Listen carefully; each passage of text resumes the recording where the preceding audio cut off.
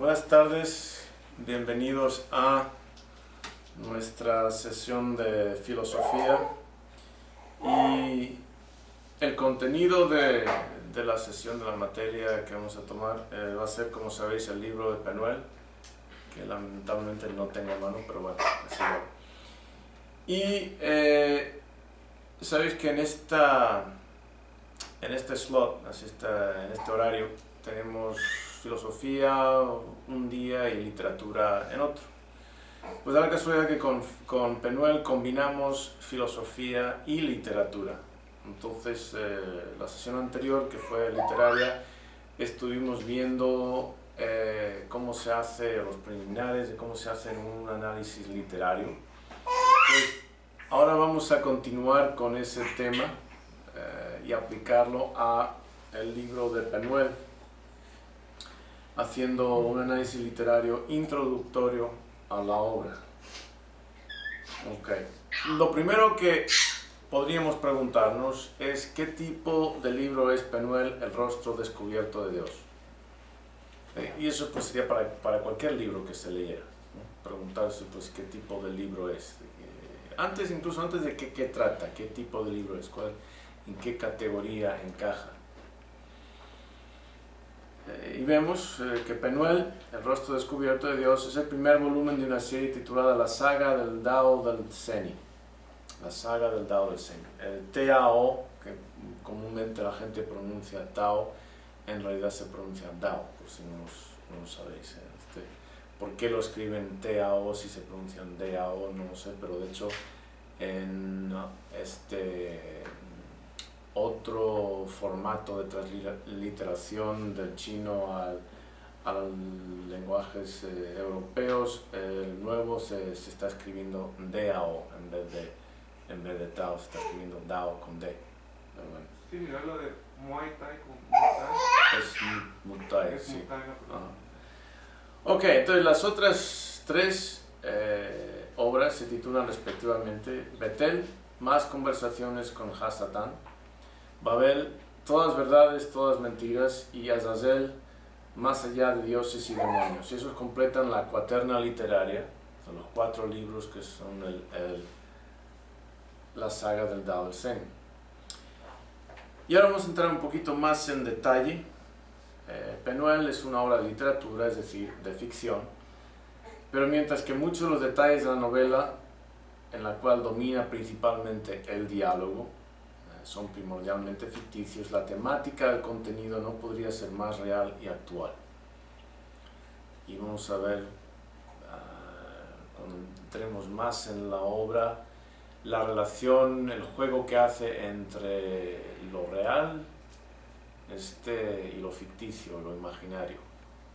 O sea, algo puede ser imaginario, pero lidiar con verdades totalmente trascendentales o las verdades más profundas, y sin embargo como dije, será algo ficticio. Entonces, la temática, como dije, no podía ser más real y actual, y tratando de las dimensiones más trascendentales de la condición humana, incluyendo la dimensión existencial o trascendental. ¿Okay? Muchas de las dimensiones humanas que se estudian en la saga del Dao del Zen son el objeto de otras disciplinas o disciplinas que formalmente se estudian en las universidades, como la filosofía, la antropología, la sociología, la psicología, la teología, las ciencias neurocognitivas y el estudio de religiones del mundo de diferentes perspectivas, la filosofía, la psicología y la sociología de la religión. Okay, vamos a ver todas esas materias de una forma integradas en esta serie de obras literarias. En general, por lo tanto, lo que tenemos en la saga del Dao del Zen es un estudio integrado presentado en formato de combate dialéctico. Es decir, dos o más individuos que están debatiendo, usando el lenguaje, tratando de llegar a unas conclusiones que podemos suponer que son más verdad de lo que inicialmente presentaron. ambos están presentando sus argumentos y en el transcurso de la interacción, ¿sí? La interacción de esta dialéctica, estas discusiones, estos debates entre los dos, van a tratar de llegar a aproximarse más a la verdad que cada uno por su cuenta podría presentar. ¿Okay? Muy importante tener eso en cuenta. Eso fue una de las técnicas que emplea Platón cuando presenta los diálogos de Sócrates. Okay, típicamente los diálogos socráticos, una persona presenta una perspectiva, Sócrates le cuestiona, le pregunta acerca de un detalle de su argumento y esta persona trata de elaborar. Sócrates sigue insistiendo en preguntar para esclarecer el punto de vista, la perspectiva del otro interlocutor, y a lo largo de esta serie de intercambios dialogados,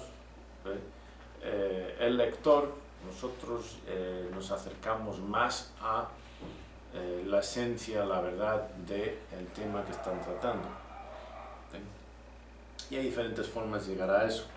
Pero bueno, ya veremos. Entonces, la condición humana es el foco central de esta obra. Como dice aquí, el foco central es la humanidad misma, que el concepto del sagrado y la relación con el mismo. Eso es lo más importante. Y está tratando de ese núcleo.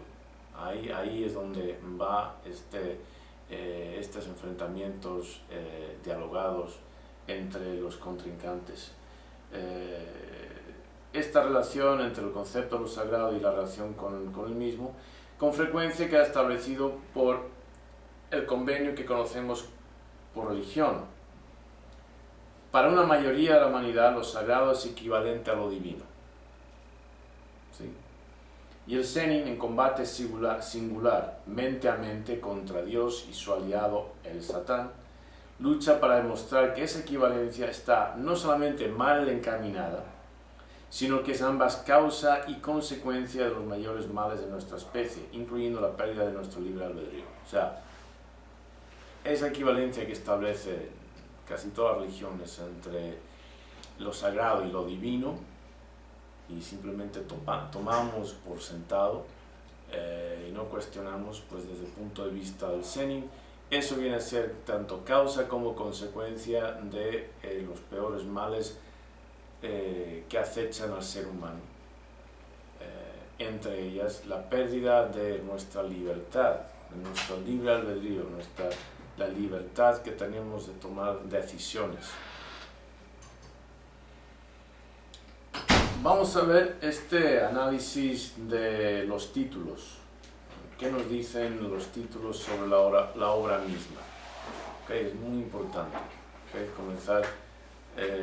cuando se comienza un análisis de una obra, comenzar por preguntarse, bueno, ¿qué es lo que aportan los títulos? ¿Sí? ¿Cuál es la información? ¿Cuál es la perspectiva que nos van presentando? Desde el punto de vista del lector, alguien que sea neófito a la obra, el título del volumen y de la serie misma ofrece pistas importantes que nos ayudan a discernir el contenido. ¿Okay?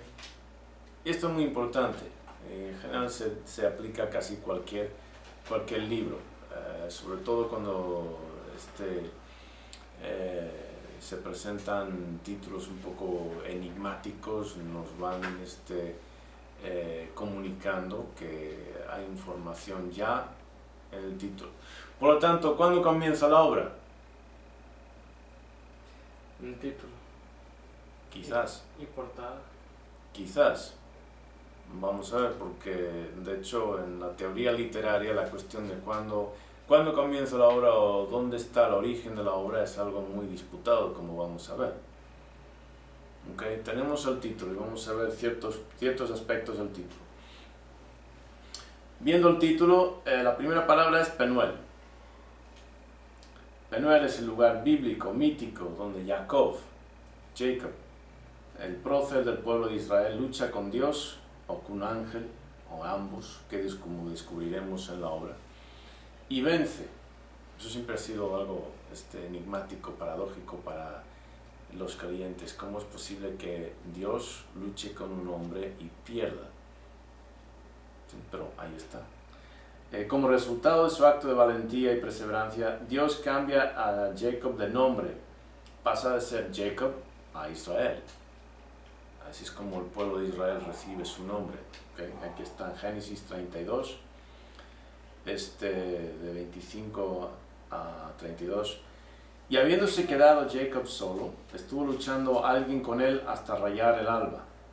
Pero viendo que no le podía, o sea, viendo que estaba luchando con Jacob, viendo que no le podía, le tocó una articulación femoral y se dislocó el fémur de Jacob mientras luchaba con aquel. Este le dijo: suéltame, que ha rayado el alba. Jacob respondió: no te suelto hasta que no me hayas bendecido. O sea, tiene la cadera dislocada y sigue peleando, no le quiere soltar. Dijo el otro: ¿cuál es tu nombre? Pues Jacob, Jacob. En adelante no te llamarás Jacob, sino Israel, porque has sido fuerte contra Dios y contra los hombres y le has vencido. Jacob le preguntó: dime por favor tu nombre. ¿Para qué preguntas por mi nombre? Y le bendijo ahí mismo. Jacob, más adelante, llamó a aquel lugar Penuel, pues se dijo: he visto a Dios cara a cara y tengo la vida salva. El sol salió, así que hubo pasado Penuel, pero él cojeaba del muslo. ¿Okay? Entonces, o sea, ¿por qué le disloca el ángel o Dios? ¿Por qué le disloca la cadera? Porque ya no tuviera fuerzas para combatir. No se podía mover. Ok, para que no tuviera más fuerzas para pelear. ¿Qué más? Más ideas. Porque ya no podía con él. Porque ya no podía con él. Ok, ¿qué más? Para romper el espíritu. Ok, para quebrar el espíritu. ¿Qué más? Hacer una seña yo doy, ¿Una seña de qué? para que supiera contra quién estaba combatiendo. Ok, una seña. ¿Qué más?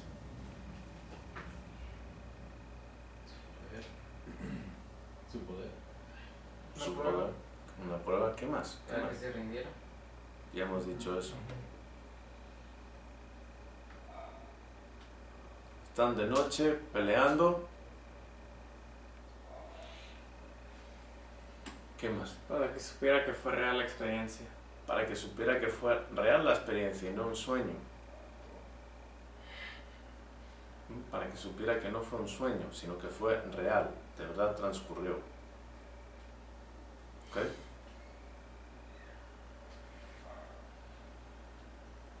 La hazaña de Jacob es múltiple, no solamente persiste y prevalece, herido, luchando hasta el amanecer contra un oponente infatigable, sobrehumano, contra Dios, sino que resulta haber logrado lo que ningún ser humano ha logrado y vivir para relatarlo. ¿Lo habéis leído ya? Okay, quien no lo haya leído, ¿qué es lo que ha logrado, aparte de vencer a Dios, qué es lo que ha logrado Jacob? Ver el rostro de Dios. Ver el rostro de Dios.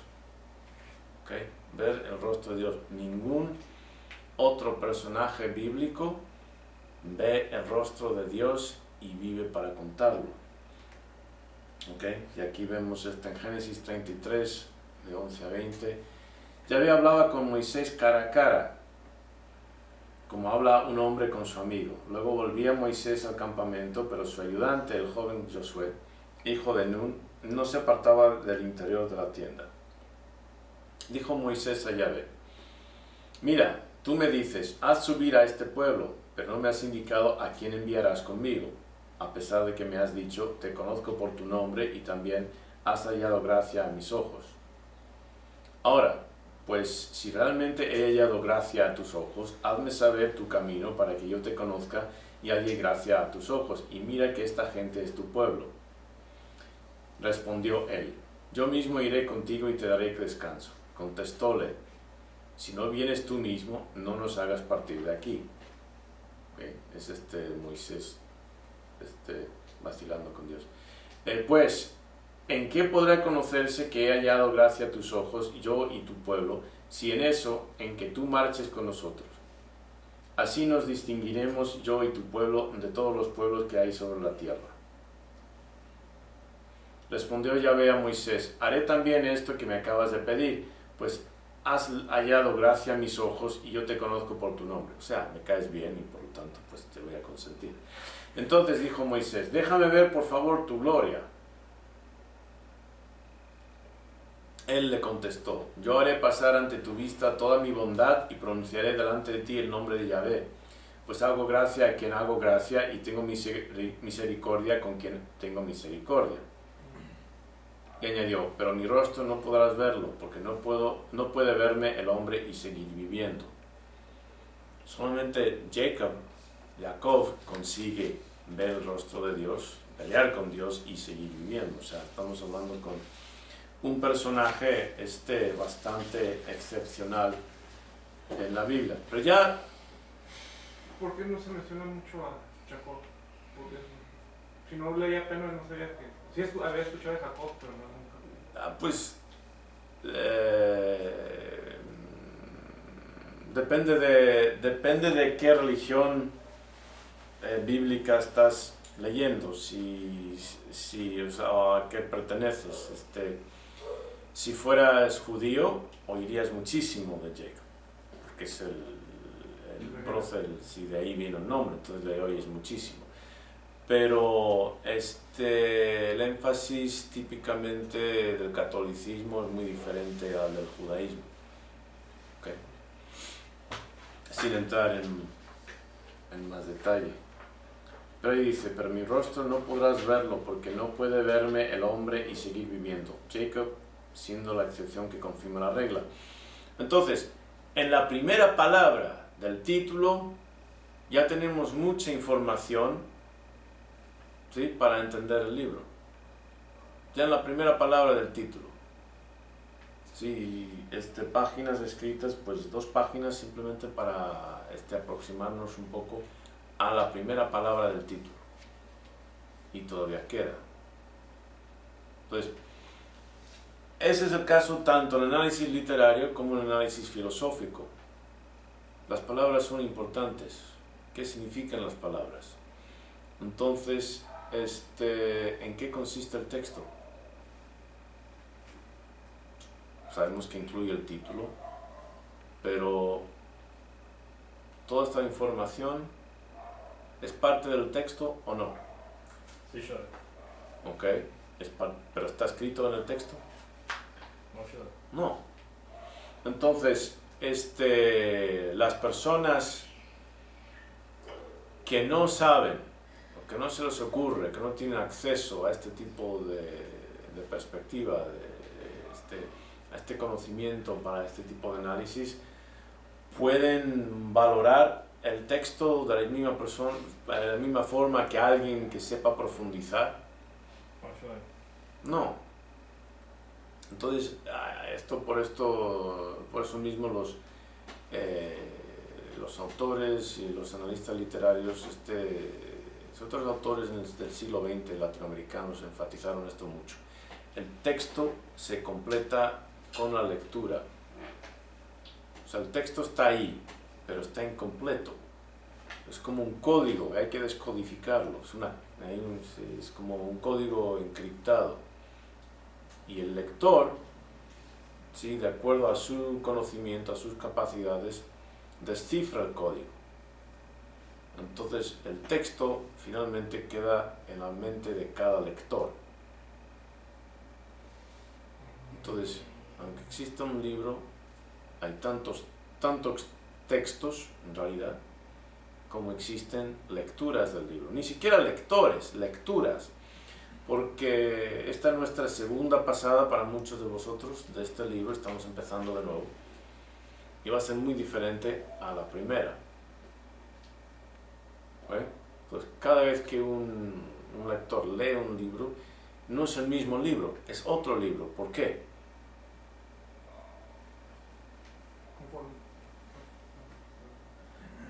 Va entendiendo mejor diferentes cosas. Okay. Y el lector y la perspectiva del lector no es la misma tampoco. El lector no es el mismo. El lector no es el mismo. Y una forma de medir la calidad literaria de un libro es la medida en la cual te transforma, ¿okay?, con la lectura. La medida en la cual tú no eres el mismo después de haber leído el texto es una buena indicación de la calidad literaria del mismo.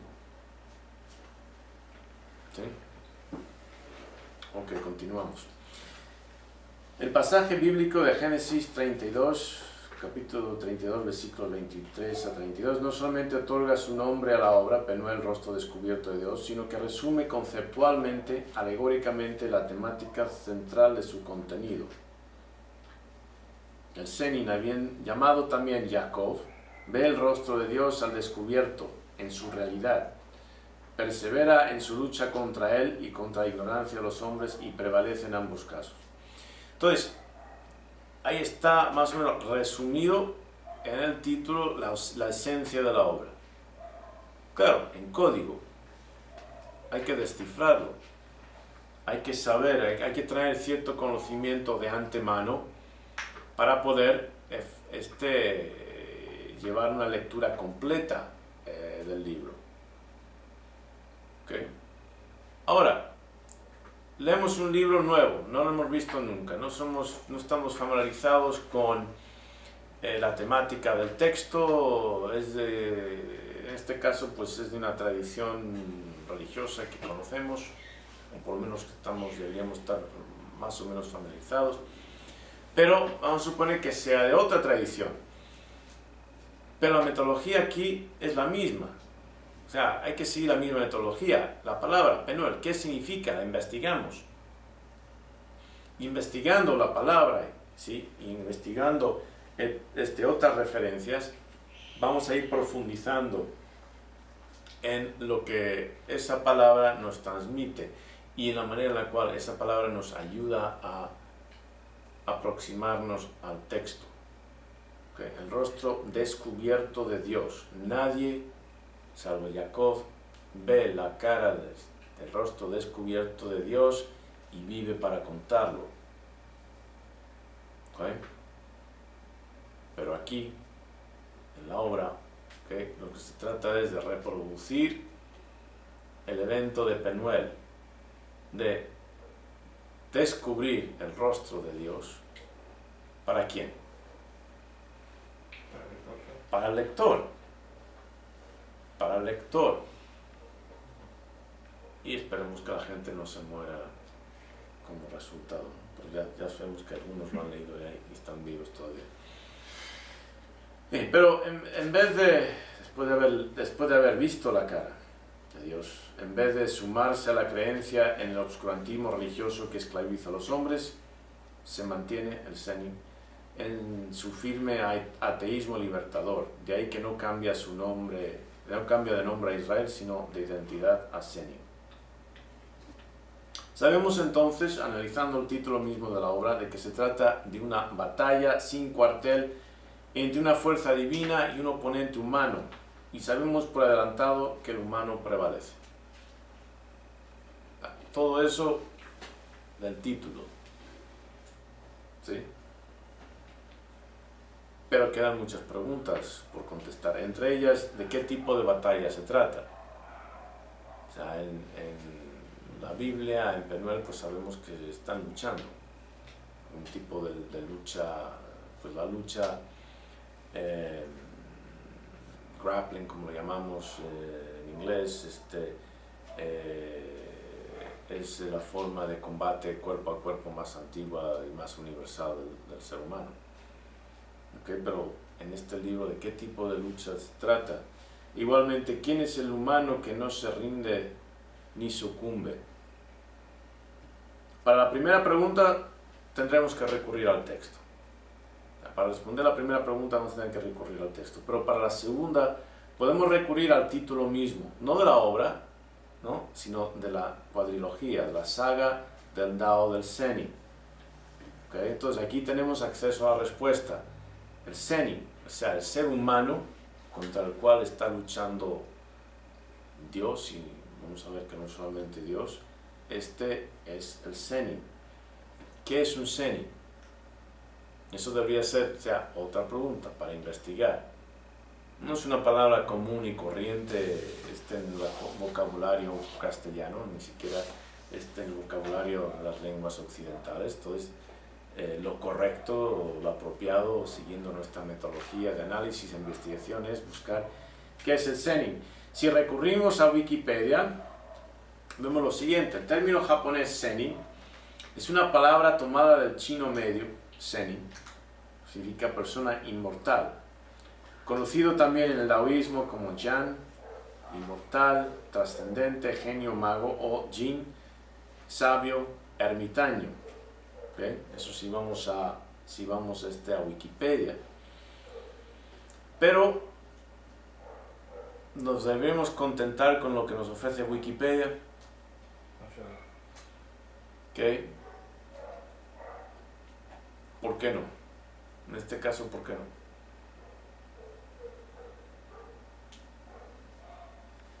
Una parte de en que hay que ir a la fuente, las fuentes que nos muestra Wikipedia, y también nos muestra los principios. Ok, pero ¿cuál sería la fuente en este caso? ¿Cuál sería la fuente? Deberíamos tomar al autor como fuente porque él es el que está empleando la palabra y puede tener su propia definición, mientras que en Wikipedia es la definición de aquel que la haya escrito. Ok, entonces el autor lo está usando.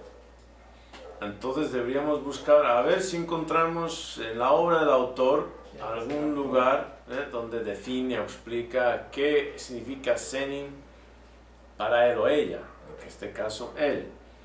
Ahí está.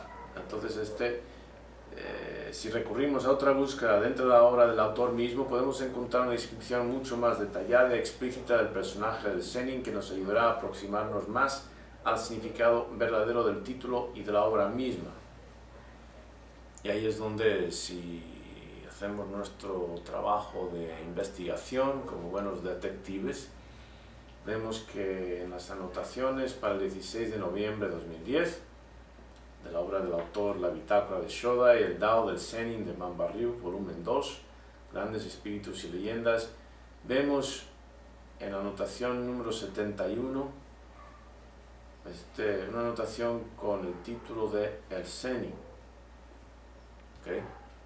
Y ahora vamos a leer esa misma anotación, a ver qué nos aporta para comprender la obra. Y todo esto es sin haber siquiera entrado en la primera página de la obra. No hemos abierto el libro. El libro queda cerrado. No hemos abierto el libro. Simplemente estamos analizando el libro sin abrir el libro. Comenzando por el título.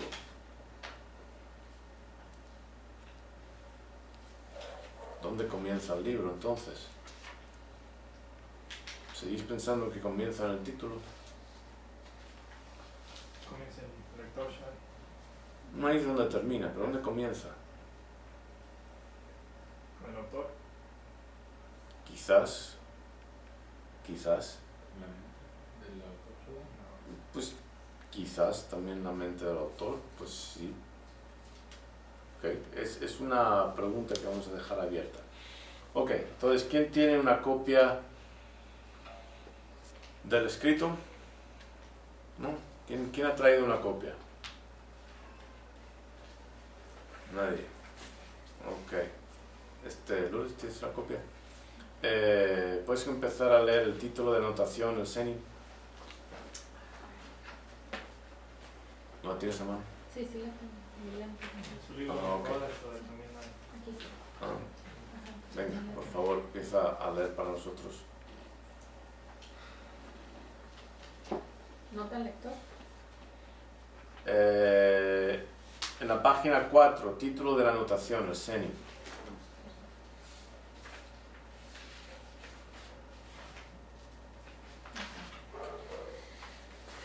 Título de la anotación, el Zenin. El Zenin representa la última etapa en una fase ignota de la evolución del ser humano, una fase que consiste en el dominio de los procesos y mecanismos de imaginación, es decir, de la quinta dimensión. Alto ahí. ¿Ok? Ahora tendríamos que preguntarnos, ¿qué diablos es eso de la quinta dimensión? Pero bueno, continuemos, pero ahí queda pendiente. Si estuviéramos haciendo nuestro análisis, subrayaríamos quinta dimensión, pondríamos un signo de interrogación para luego más adelante indagar. Quizás, a lo mejor, en el mismo texto explica lo que es la quinta dimensión. Continúa, por favor. Como he mencionado anteriormente, el ser humano es, como todo ser del planeta, el resultado de unos procesos de adaptación selectiva a presiones físicas correspondientes a cambios en el medio ambiente, cambios climatológicos, geológicos, biológicos, etc. El paso definitivo de la adaptación del Homo sapiens sapiens a su medio ambiente es, sin lugar a dudas, el desarrollo de su inteligencia imaginativa, la adaptación de su imaginación para superar adversidades del medio ambiente. Como consecuencia de esa nueva capacidad, complementada por la locomoción bípeda y por pulgares oponibles, nuestra estrategia de adaptación al medio ambiente no fue adaptativa, en absoluto, sino transformativa de la misma. Sobrevivimos y superamos a los obstáculos y desafíos ambientales, transformando al medio ambiente y creando otro artificial más apropiado a nuestras necesidades. Ok, vamos ahí. Bueno, ¿qué se ha dicho hasta el momento? Se ha hablado de evolución, Shoy. Está mencionando un texto por la evolución en cuanto al ser humano. Ok, entonces, ok, se está hablando de evolución, pero ¿no estamos aquí en el rostro descubierto de Dios? Sí, que contrasta con el título que es propiamente. No es el título, no estaba ubicando el título en un lugar bíblico, mítico, Sí, Shoy. de Génesis, ni más ni menos, en esa parte de la Biblia, de Génesis. ¿Qué sucede en Génesis? El inicio del universo. Ahí está, la creación. Génesis, la creación, donde se supone que Dios separa todo y crea todo, etc. Pero aquí está hablando de evolución. ¿Ok? ¿Qué sucede aquí? Una contradicción. Una contradicción, Un contraste. un contraste. Postura. Una postura del Pero ¿cómo es la postura? Es atea. En contra. contradictoria, contradice a. Su última. ¿Ok? Científica. Bueno, y entonces, habla de evolución. ¿Y qué nos dice de la evolución del ser humano?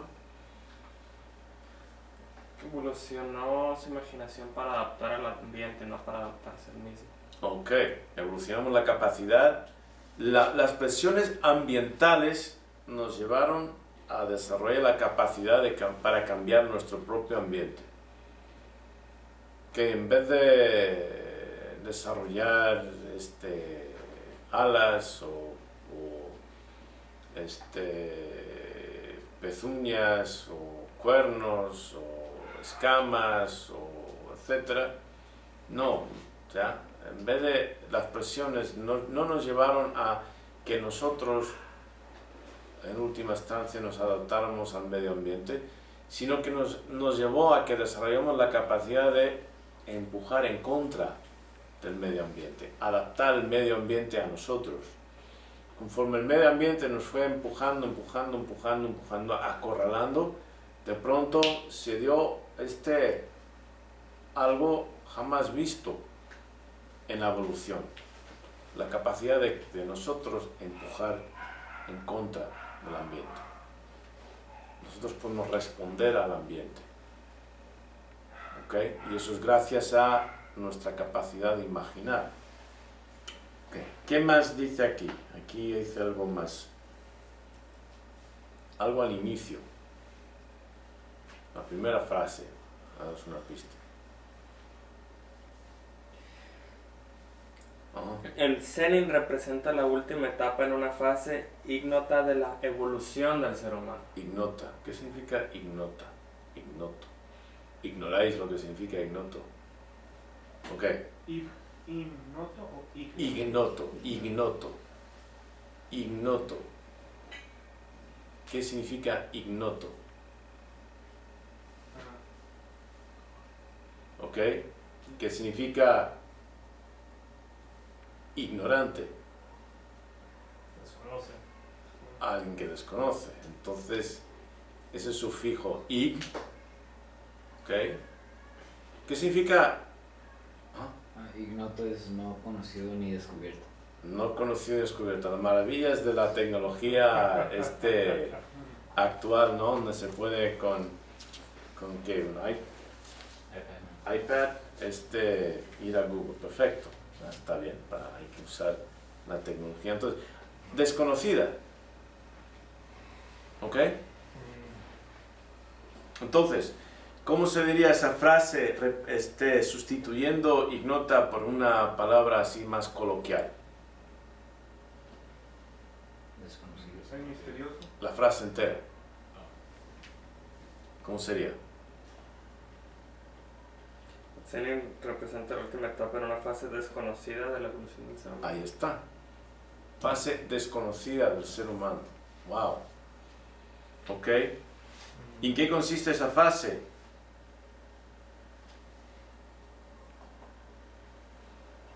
¿Ok? Ahí mismo lo dice. ¿Qué consiste esa fase? Dominio de los procesos y mecanismos de imaginación.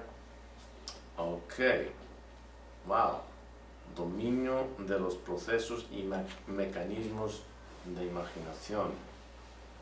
Luego nos dice algo que todavía no sabemos lo que es, algunos es decir, de la quinta dimensión. ¿Comentarios? Sí, es interesante el concepto que pone aquí el autor de evolución, porque ahora ya no se trata de un cambio biológico, sino de un cambio mental, para adiestrar, amestrar aquello que le hace ser. En este caso, lo que caracteriza a los humanos es la imaginación. Bueno, no dice, para ser precisos, no dice que no sea biológico, simplemente dice que en qué consiste esa fase de la evolución. O sea, consiste en el control de esos mecanismos y procesos, pero bueno, podemos suponer que no lo sea. A ver, continúa Lourdes, por favor. El resultado de este proceso de transformación lo llamamos cultura, civilización, tecnología, CCT.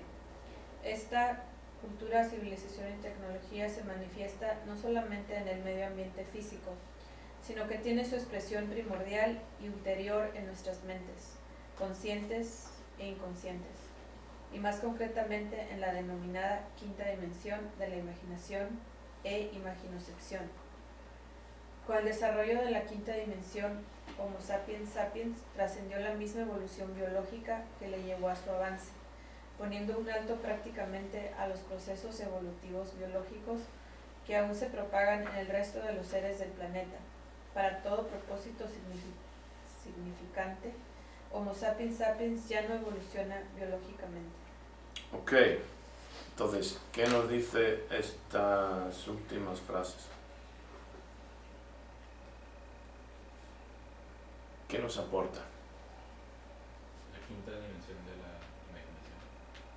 Ok, la quinta dimensión, ¿en qué consiste? Ya que mencionaste, ¿en qué consiste esa quinta dimensión?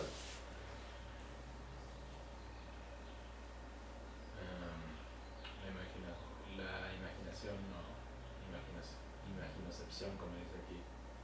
O sea, todos los procesos mentales que podemos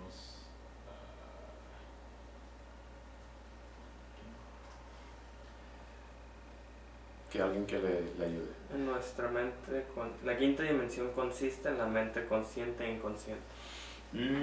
Casi, pero específicamente ¿en qué? ¿Qué aspecto? ¿Qué es lo que hay en la mente consciente e inconsciente? ideas. ¿Qué pasó con la CCT? Procesos que van Cultura, más allá de... civilización y tecnología.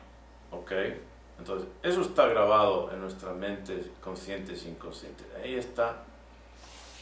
Eso está la representación en nuestra mente consciente e inconsciente de la cultura, la civilización, la tecnología, de la quinta dimensión. Ok, en eso consiste. ¿Ok? ¿Qué significa Homo sapiens? El hombre que sabe. ¿Ok? ¿Y Homo sapiens sapiens? El hombre que sabe que sabe. El hombre que sabe que sabe. ¿Y qué sabe el hombre que sabe? Fundamentalmente, Que va a morir. que va a morir. Eso es lo que sabe fundamentalmente. ¿Ok? Que vamos a morir. Ningún otro animal lo sabe, lo lleva en su conciencia como nosotros. ¿Ok? Bien, entonces, y gracias a esta cultura, civilización y tecnología, ¿cómo es nuestra evolución? Prácticamente. ¿Nos seguimos evolucionando como el resto de los animales adaptados al medio ambiente? No sé. No me acuerdo en qué ciudad de Inglaterra había una polilla que originalmente eran casi todas blancas. La mutación negra era una rara excepción. Y llegando la revolución industrial a esta ciudad, en la cual pues están usando carbón, quemando carbón, y todo se cubre, los árboles, las casas, toda la superficie se cubren de una ceniza negra. Pues después de X años ya era difícil encontrar la misma especie de polilla en blanco. De hecho, los biólogos al principio pensaban que se trataban de dos especies diferentes, una blanca y una negra. Pensaban que la blanca había desaparecido y que la negra había ocupado su mismo nicho ecológico. ¿Okay? Porque se dieron cuenta de que, pues sí, pues las blancas sobresalían ahora sobre las superficies negras, llegaban los pájaros y se las comían. Y las negras sobrevivían. Pero luego se dieron cuenta, analizando, que no eran la misma, que no eran diferentes, sino la misma especie, exactamente la misma especie. ¿Qué sucedió? Las mutaciones negras de pronto eran más adaptables para el medio ambiente, para el nuevo medio ambiente que nosotros habíamos cambiado, seres humanos. Y entonces, de pronto, las blancas ya no eran adaptadas y desaparecían. Ahora las raras eran las blancas y las que dominaban eran las negras. ¿Okay? Adaptaciones al medio ambiente. Una mutación que antes era un riesgo, cambia el medio ambiente, cambia las circunstancias y de pronto, ¡zas! ¿Okay? La mutación se hace más adaptable, sobrevive. Ahí está la evolución en esencia. En esencia. ¿Okay? Ciertas mutaciones o una parte de la teoría de la evolución, ciertas mutaciones hacen a la especie más adaptables que otras y esas prevalecen. El medio ambiente cambió y esa mutación al color negro de pronto era más adaptable que el otro, que la original, la dominante blanca. Dio la casualidad de que anterior a las fábricas y a la contaminación, las superficies eran casi todas blancas. Los árboles, las casas, las piedras eran casi todas blancas, entonces las polillas blancas pasaban desapercibidas. Nosotros estamos sujetos al mismo tipo de presiones ambientales ya, sentados en nuestras casas. Y si hace mucho sol, ¿qué pasa? ¿Qué hacemos? Una sombrilla. Sombrilla o Nos untamos a la nos untamos de protector contra rayos ultravioleta, lo que sea. De ahí que hay gente blanca viviendo en Alaska y o gente blanca viviendo en Sudáfrica y gente negra viviendo en Alaska. Y 20 generaciones más tarde, si se casan los negros con negros, seguirán siendo negros en Alaska y los blancos. De hecho se ha visto, hay familias de blancos en Sudáfrica llevan 400 años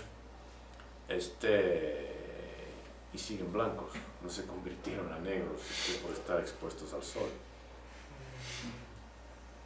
¿Okay? ese tipo de influencia del medio ambiente sobre nuestra especie es casi negligible, casi no cuenta. Hay ciertos cambios, eso sí. Las muelas del juicio, las caudales, casi están desapareciendo porque no las usamos, las sacamos, ya no las usamos. De hecho, el ser humano se está volviendo más estúpido, el cerebro está disminuyendo porque no lo usamos, competitivamente no necesitamos, no hay una selección natural por la inteligencia ya. Cualquier idiota puede sobrevivir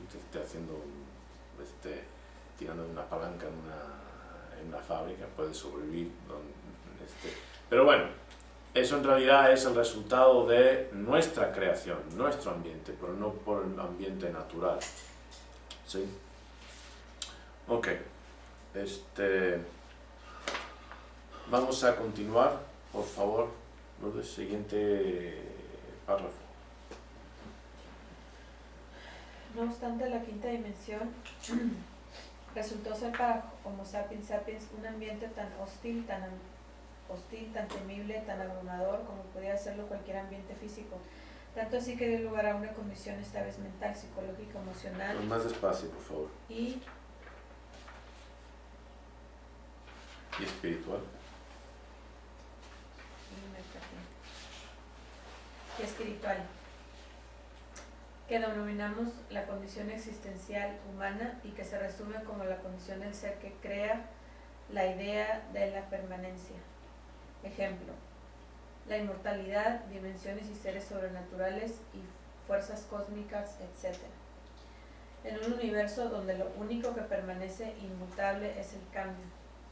Deseamos la permanencia, imaginamos la permanencia, describimos y concebimos la permanencia, dioses, la vida eterna, el infierno, el paraíso, el alma, etc. Pero nacemos, vivimos y morimos en y de la transformación, lo efímero, lo transitorio. Ok, vamos a tomar un descanso antes de comentar ese párrafo.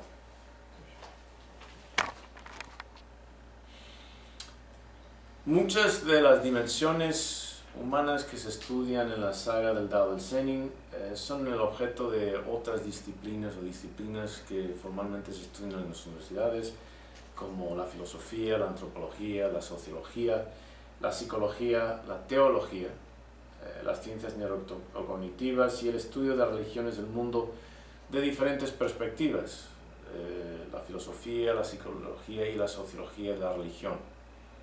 Okay, vamos a ver todas esas materias de una forma integradas en esta serie de obras literarias. En general, por lo tanto, lo que tenemos en la saga del Dao del Zenin es un estudio integrado presentado en formato de combate dialéctico. Es decir, dos o más. Buenas tardes, bienvenidos a nuestra sesión de filosofía, y el contenido de la sesión de la materia que vamos a tomar va a ser, como sabéis, el libro de Penuel, que lamentablemente no tengo a mano, pero bueno, así va. Y sabéis que en este slot, en este horario, tenemos filosofía un día y literatura en otro. Pues da la casualidad que con Penuel combinamos filosofía y literatura. Entonces, la sesión anterior, que fue literaria, estuvimos viendo cómo se hace, los preliminares de cómo se hace un análisis literario. Pues ahora vamos a continuar con ese tema y aplicarlo a el libro de Penuel, haciendo un análisis literario introductorio a la obra. Okay. Lo primero que podríamos preguntarnos es qué tipo de libro es Penuel, el rostro descubierto de Dios.